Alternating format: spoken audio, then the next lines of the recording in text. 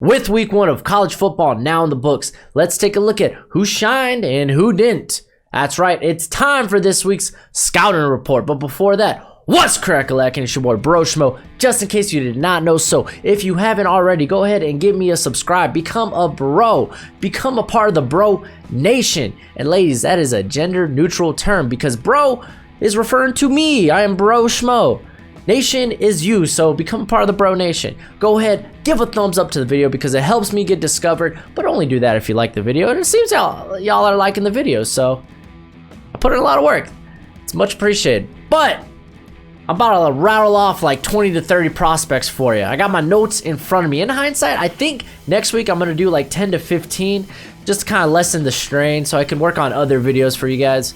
But let's talk about the quarterback prospects, and let's start at the top with Tua and Herbert because they both looked the part of a #1 overall pick, despite Herbert being very ineffective in the second half of that loss against Auburn. I mean, in the first half, he looked very poised and he showed off everything you'd want to see, but then there's that second half, and all that just went away. So I think clearly right now, Tua is the favorite, but my number 3 and my number 4 quarterback prospects, we didn't get to see too much from him because Fromm was basically on cruise control from the beginning in that Vanderbilt game, and KJ Costello didn't play the second half against Northwestern after a late hit. However, 2 other quarterbacks looked very good, put up very strong performances, and could be potential first-round picks. Jacob Eason was 27 to 36 for 349 yards with 4 touchdowns, no interceptions against Eastern Washington. Kellen Mond against Texas State, he was 29 of 27 with 194 yards, 3 touchdowns, 1 interception, but he also had a rushing touchdown.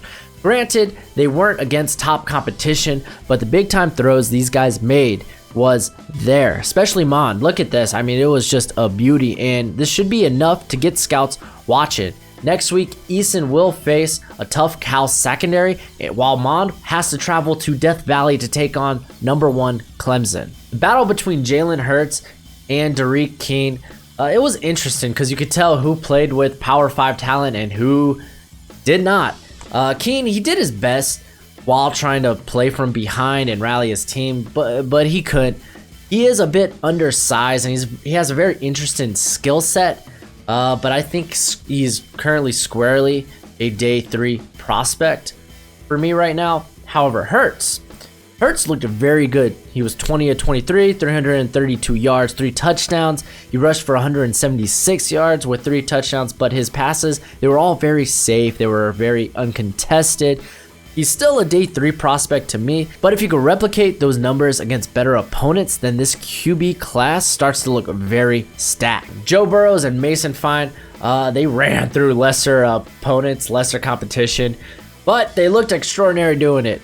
Now, 2 guys that had a very rough day was South Carolina's Jake Bentley, who didn't even really look draftable against a North Carolina team, which just last year was 2-9. Utah State's Jordan Love, he was a mixed bag against Wake Forest. For every big time throw he made, he put up a turnover worthy throw as well. He floundered an opportunity, a really good opportunity to come out and impress against one of the bottom 5 Power 5 schools. So with this week in the books, this is how my QB rankings for the 2020 NFL draft currently look, with the first 4 being basically the same. You got Tua, Herbert, Fromm, and Costello. I have at 5 Jacob Eason making the jump. Then Fine and Mons, they jump into my top 10. I also moved Burrow up above Stanley because he just looked amazing. Granted, it was against Georgia Southern, but he looked really good. And at 10, I got Jordan Love because I still believe in the talent of Jordan Love. In my last mock draft, I raved about Georgia's DeAndre Swift, how watching him and studying him this summer, or at least over the course of this summer, really made me fall in love with him. He's a very patient runner with a great burst, great vision. I even made him my top running back prospect. I even included him in my mock draft, which I don't like putting running backs in the first round. And that's where it crescendoed. But there was a guy I loved before Swift, Travis Etienne. And The X is back. The X is back because Etienne, whatever the heck you want to call him, he went off. Etienne averaged over 17 yards per carry on 12 attempts against conference foe Georgia Tech. Swift and Etienne, they will be battling for the top back in the class, and honestly, the rest of the class isn't even close. Utah's Zach Moss was a monster against BYU, forcing 14 missed tackles, and he had 121 yards after contact. He has every right to be in that next tier running back prospect with Eno Benjamin, Keyshawn Vaughn, and Jonathan Taylor. As for Taylor, he was impressive. He was impressive on the ground again. What's new, man? We know the man could run the football. I'll tell you, though, what is new is he had 2 receptions or 2 touchdowns. Now, however, the 2 routes, those 2 catches, the routes he ran, one was a screen, the other was a hitch. Very easy routes to run. Now, he did show some viability as a pass protector, but not enough to make me think he is a real threat in the passing game yet. He did run a career best 11 routes. So I could end up being these words at the end of the year. Jonathan Taylor may be a viable threat in the pass game when this year is all said and done. As far as receivers go, the only guy who really hurt his stock was South Carolina's Bryan Edwards. He only had 1 reception, but I think squarely the blame falls at the feet of Jake Bentley, who looked bad. Most of the prospects this week, they had very good performances, being it was opening week, so there was a lot of big conferences hosting smaller schools, but there was a battle going on.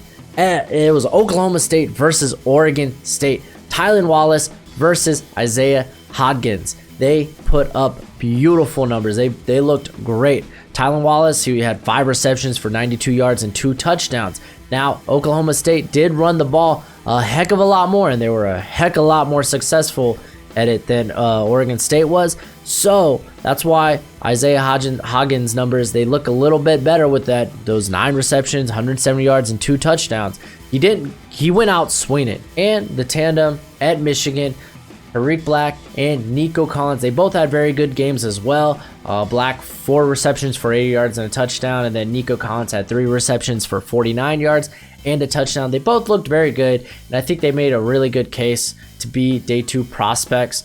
However, there were 4 guys that displayed huge, and I mean huge, big play potential. Let's start with North Texas's Rico Bussey Jr. He looked incredible. He had 4 receptions, but they went for 156 yards and a touchdown. And last year in the 2019 draft, he could have been a day 2 pick, but he decided to come back this season. So I don't think there's no reason he shouldn't be a day 2 pick in the 2020 draft. Another guy who looked great was LSU's Justin Jefferson. He had 5 receptions for 87 yards and a touchdown. He looked very fluid. He looked very smooth in routes. And he honestly, once conference play starts, he could make a case to be a day 2 pick. He also has a big game against Texas next week. So that might be a draft stock defining game for our boy Jefferson there. Arizona State's Brandon Ayuk was and will be instrumental to freshman quarterback Jaden Daniels' success. He took 4 receptions for 140 yards and a touchdown. USC's Tyler Vaughns, he outshined teammate Michael Pittman Jr. as the latter struggled to get any kind of separation. Vaughns had 11 receptions for 150 yards. Vaughns and Ayuk, they're likely day 3 receivers right now.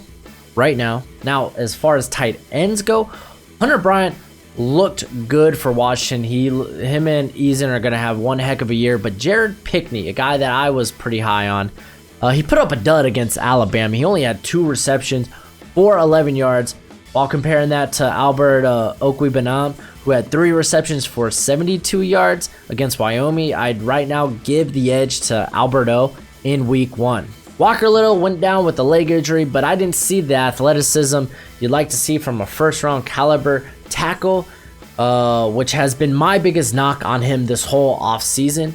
Tristan Wirfs, Samuel Cosmi, and Calvin Throckmorton, they all looked exceptionally well.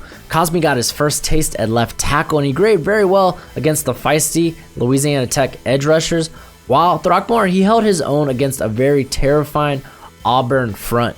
Also, Darrell Williams, he took over for he took over at center for now Packers second round pick Elgton Jenkins, and he didn't allow a single pressure against Louisiana.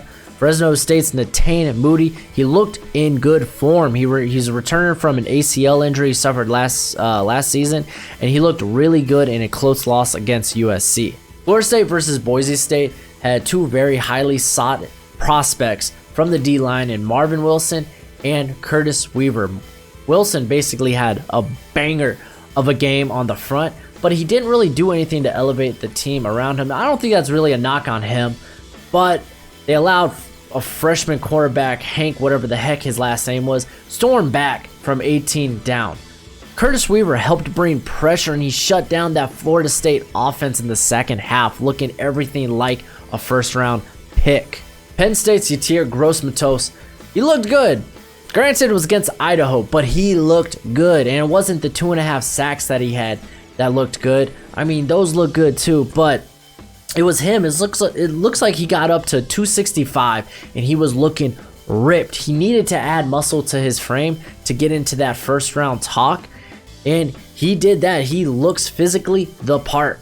Baylor's James Lynch looked unblockable on his 17 pass rushes for the Bears, registering 1 sack, 1 hit on the quarterback, as well as he was phenomenal as a run defender.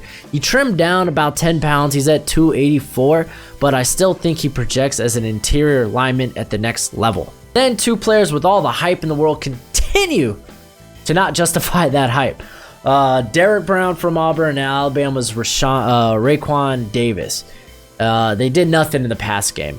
They literally did nothing in the pass game. And you know what? I could give a pass on Derek Brown. He was facing Oregon. They have one of college football's best offensive linemen. But Davis played Duke. Raekwon Davis, you were playing Duke. The dude only registered, I think, 1 hit on the quarterback. He didn't look anything. Like, physically, he looks amazing. He's got great length on his arms. It looks like he should be able to rush from the interior, but he just can't. It's like he's plateaued with his current skill set, his talent. It's like he's hit his ceiling.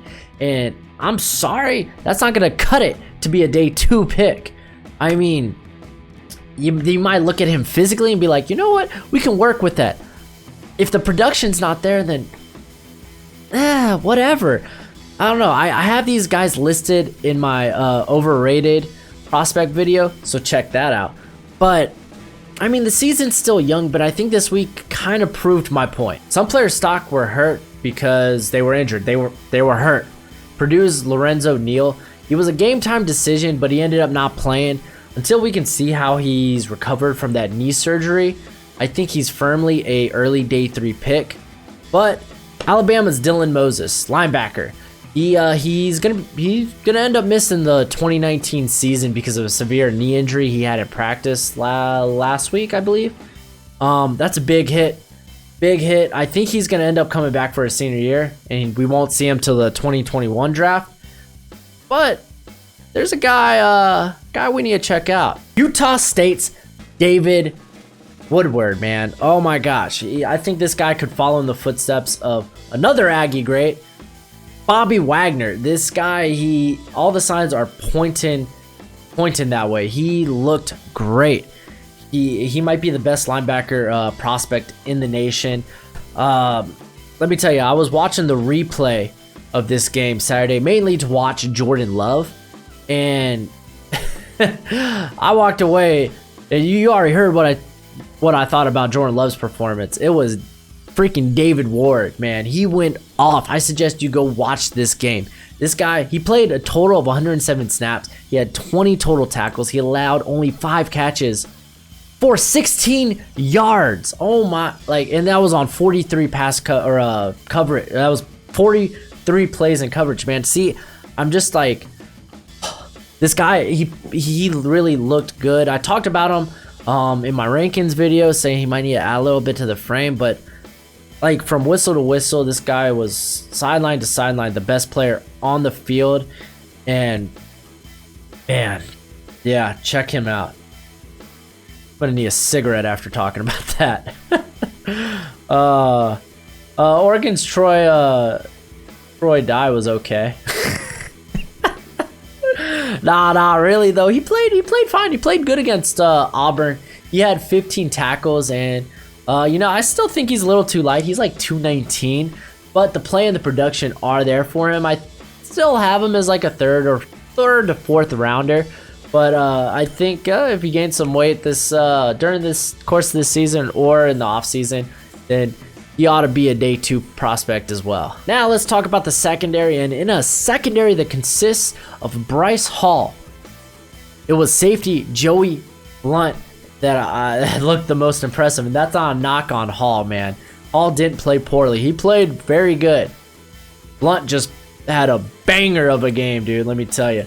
He was everywhere in the secondary. They kind of used him like a chess piece, whether it was to come defend the run, if he was coming in on a blitz, or in coverage. He was making plays. He had ended up ending the game with 7 tackles, 2 sacks, 2 tackles for loss, and an interception. Like I said, he played bonkers. Now Minnesota's Coney Durr, what a last name. He had 2 pass breakups. He only allowed a passer rating of 39.6. Now, I bring him up because I talked about him in my All Big Ten video. Check that out. As a guy to kind of watch out for this season. And yes, he did this against South Dakota State.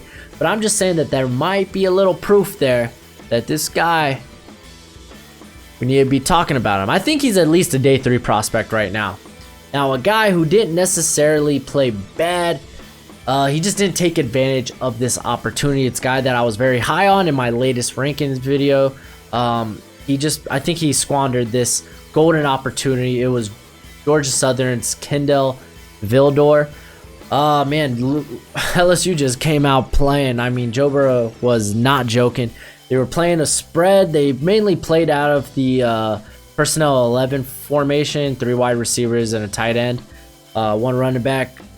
Burrow just dissected that secondary, and I haven't looked at all of Vildor's snaps yet, thoroughly at least, but my initial impression, it's not good.